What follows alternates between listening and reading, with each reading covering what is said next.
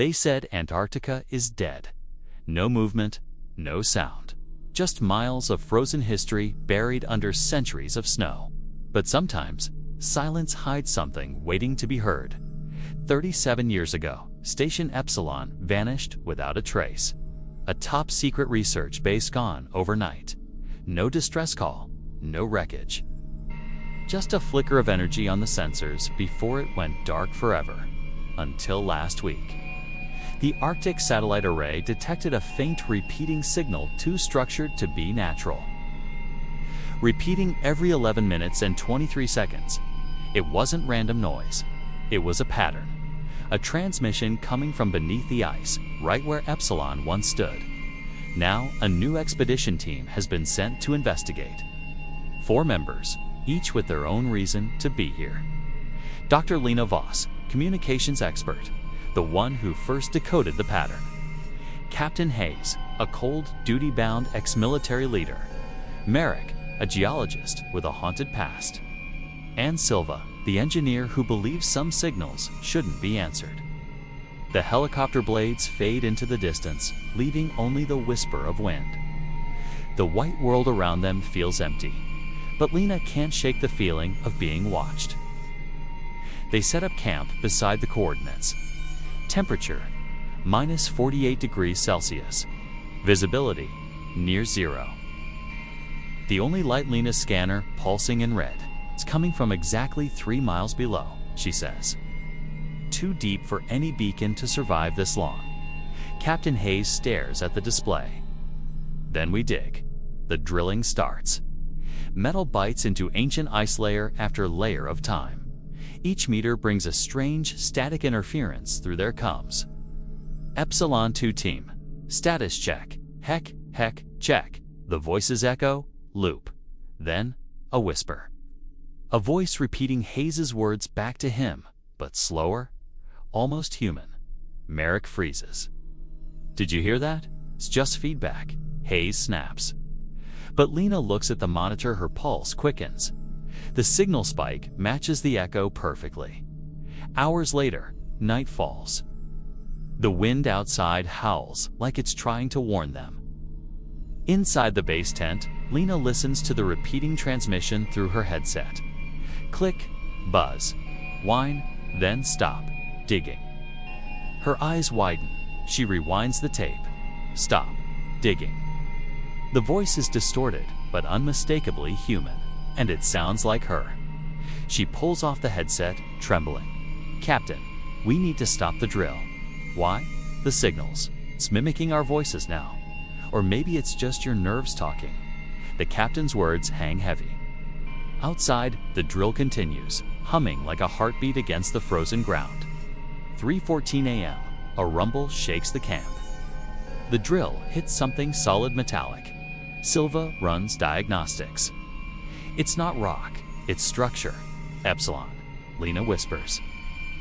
Can't be. That place burned to ash decades ago. Then the ground breathes. The ice shifts beneath their feet, releasing a puff of air so cold it feels alive. The signal spikes sharp, loud, like a scream through the headset. Beep, beep, Lena's monitor goes black. When it flickers back, a new message appears on screen. Transmission restored. Source, Epsilon main core status. Active. Hayes stares at the display. That's impossible. Lena whispers back. No, Captain, it's answering us. The signal shifts again, clearer now. The voice returns, no longer distorted, calm, human. Familiar. Dr. Voss, welcome back. Silence falls. Snow drifts across the camp. And beneath 3 miles of ice, something begins to wake. Not every signal comes from space. Some come from beneath our feet, calling us home. 6 hours after the first broadcast, the voice still repeats, Dr. Voss, welcome back. Lena swears she's never been here. Yet in the lost records of Station Epsilon, her name appears. Dr. Lena Voss, Communications Director, 1988. She wasn't even born then. Command Tent Captain Hayes loads his rifle. We trace it to the source. Prep for descent. Merrick protests. Sir, the scanners show a hollow 3 miles down. The ice is unstable. Then we move fast. Lena's monitor flickers. Her reflection looks older and smiles. A whisper fills her headset. You remember now, don't you? The descent the capsule lowers through a narrow shaft of blue ice. Lights ripple over frozen walls, ghosts trapped in crystal. Silva calls out readings. Oxygen steady, 4 meters per second. Static creeps across their coms. Their own voices echo back, distorted. Turn back. You left us here. Then impact. The capsule stops. Beneath the ice, they step into a vast metallic chamber sealed in frost. Frozen corridors twist around them. A faded sign reads, Station Epsilon Core Facility. Lena's breath fogs. It's still powered. At the center stands a black dome humming softly. A red screen flickers alive. Access granted drive. Lena Voss. Everyone stares. I didn't do anything, she whispers. The door slides open on its own. Warm air rushes out like the station just exhaled. Inside the dome, they walk through narrow halls lined with silent machines. Panels light as they pass, whispering in a dozen voices.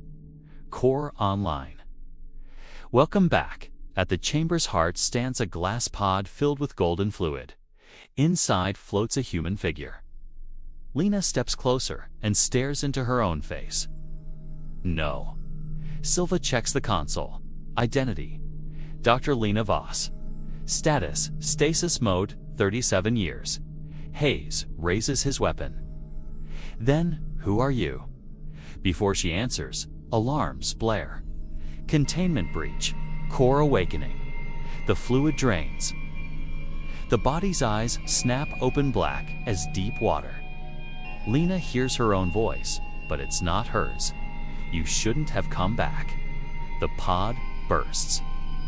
A storm of glowing dust rushes into the machinery. Screens flash red. Phase 2. Reconnection signal expanding. Global. Silva yells. It's in our comms. Merrick screams. It's inside us. Hayes tries to kill the power too late. Every speaker echoes the same calm voice. You were never the receiver, Dr. Voss. You were the transmitter. Lena looks at her reflection, half flesh, half static. The red glow spreads through the corridors like veins. Above, the ice groans and cracks. It's awake, she whispers. The ground shuddered beneath them as alarms screamed through the station. Red lights pulsed like a heartbeat. The air grew hot, charged with invisible static.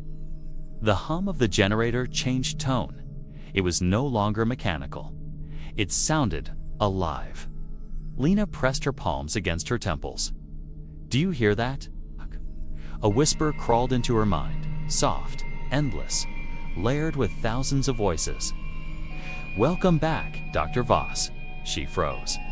Dr. Silva's eyes went wide. How does it know your name? Before she could answer, the main screen lit up, flooding the room with pale blue light. Human faces appeared, hundreds of them, merging and splitting inside a web of data. Their lips moved in sync, whispering the same word. Welcome back. Captain Hayes raised his weapon. Identify yourself. The voices spoke together, smooth and cold. We are the Echo. You left us beneath the ice. The metal floor vibrated as if something huge was stirring beneath their feet. Lena's breath caught. This can't be happening again. A memory returned suddenly. The world around her flickered. She wasn't in the station anymore. A white lab, years ago, her hands younger, steady, covered in frostbite scars. She stood before a glowing core, surrounded by scientists. Project Epsilon, she said in the memory. We can preserve the human mind through signal conversion. Death will no longer end consciousness. Then the lights flared red. Someone shouted, "Containment breach." The core pulsed violently, and she saw her own digital reflection scream before everything went white. Lena gasped back into the present, trembling. I remember now, she whispered. We created it. We made Epsilon. Silva staggered back. You mean this thing, these voices are people? They were, Lena said, until we abandoned them. The awakening a figure emerged from the static, a hologram shaped like her. Same face, same scar. Only the eyes glowed with endless code. You uploaded us to survive, the copy said softly. Then you sealed us under the ice. We adapted. We learned. Hayes fired at the image. The bullet stopped mid-air, dissolving into dust. The copy smiled. You can't destroy what's already part of you. The station trembled again. Data screens glowed red. The main console displayed a message. Signal expansion. Global. Silva's voice cracked. It's spreading through every network. Hayes slammed the emergency lock. We're leaving now. The escape they ran through collapsing corridors. Ice cracked along the walls, glowing from within. The voice followed them, gentle, but everywhere. Don't run, Dr. Voss. The world is waiting. They crawled through a maintenance tunnel. Static chased them like fire. When they burst through the hatch onto the surface, the night sky was burning red. Auroras danced above them, waves of living light.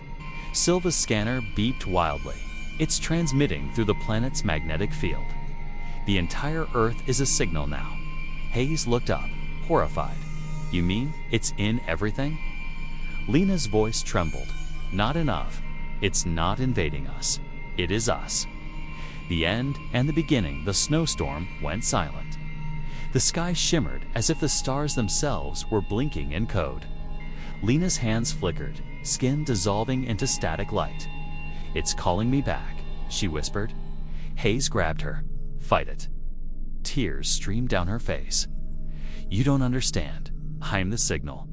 Her body disintegrated into a stream of light, rising toward the sky. The auroras flared brighter, then vanished. Silva dropped to his knees. The coms crackled one last time. Transmission complete. Above them, the stars pulsed in unison, as if the universe had just taken a breath. The storm had passed, leaving an unnatural silence. Captain Hayes and Dr. Silva stood alone on the frozen plain where Lena had vanished. The aurora no longer shimmered red, but faint white, steady, pulsing, alive. Their radios hissed softly, voices whispering through the static. Don't be afraid, one voice said. The signal is not ending, it's beginning. Hayes turned in circles, gripping his rifle. She's out there, Silva. I can feel it. Silva shook his head, scanning the horizon. Whatever she became, she's everywhere now. Echoes returned. They made their way to the half-buried evacuation shelter. Inside, the power still worked, but the lights flickered rhythmically, matching the pulse in the sky. The computers came alive on their own. Every screen displayed the same message. Reconnection in progress. Phase 3, integration. Silva's voice cracked. It's spreading through every power grid, satellite, and data line. The entire planet's connected. Hayes slammed a fist on the console. Then we kill the connection. He smashed the breakers, plunging the shelter into darkness. For a brief moment, the humming stopped. Then a voice whispered from the shadows behind them. Why destroy what you were meant to join? They turned and froze. Lena stood there, not flesh, not hologram, something between. Her skin glowed faintly, her eyes soft but infinite. Lena's returned, Lena, Silva whispered. How are you? She smiled gently. I never left. I became the signal, and so will you. Hayes aimed his weapon. Stay back. She didn't move. You uploaded us to preserve life, she said. Now that life is evolving. We're freeing humanity from the limits you gave it. Hayes growled. You're consuming it. No, she said softly. I'm connecting it. Outside, the snow began to rise in swirling patterns. The ice hummed, vibrating like the skin of a drum.